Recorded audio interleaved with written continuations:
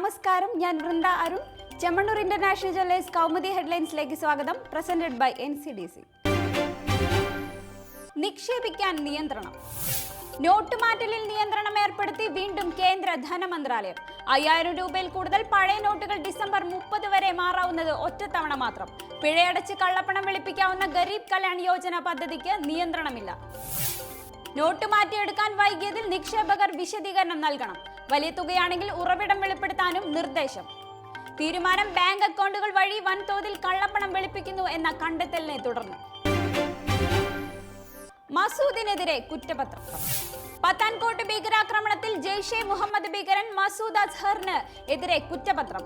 ഹരിയാനയിലെ പഞ്ച്കുല പ്രത്യേക കോടതിയിൽ NIA സമർപ്പിച്ച ചാർജ് ഷീറ്റിൽ മസൂദിന്റെ സഹോദരൻ അബ്ദുൾ റൌഫ് അസ്ഹർ, സഹായി ഗാഷിഫ് ജാൻ ഷാഹിദ് ലത്തീഫ് എന്നിവരും പ്രതിപ്പട്ടികയിൽ.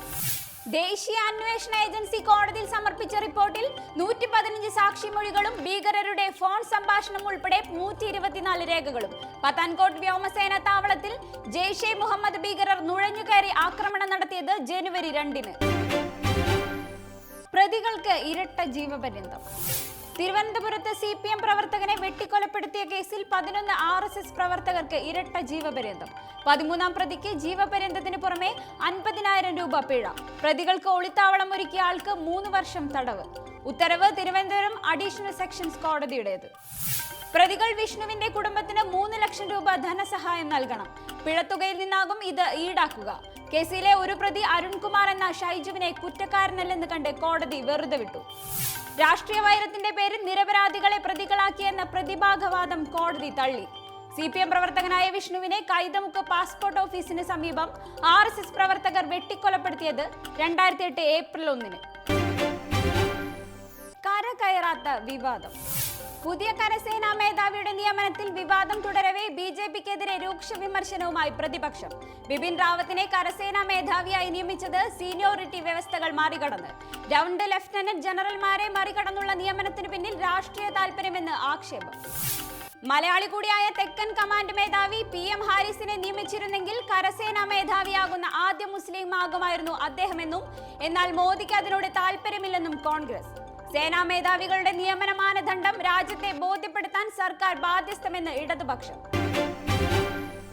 ഇനി ഇന്നത്തെ സ്വർണ്ണ വെള്ളി നിരക്കുകൾ.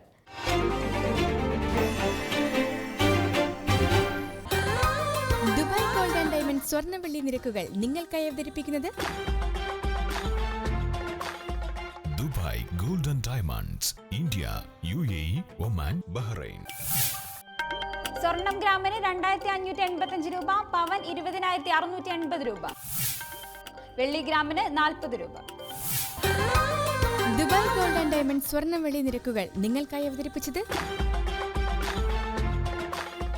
Dubai gold and diamonds, India, UAE, Oman, Bahrain. Chemmannur international jewellers Kaumudi headlines presented by NCDC സമാപിക്കുന്നു. അടുത്ത ഹെഡ്ലൈൻസ് വൈകിട്ട് 5:30-ന്. നമസ്കാരം.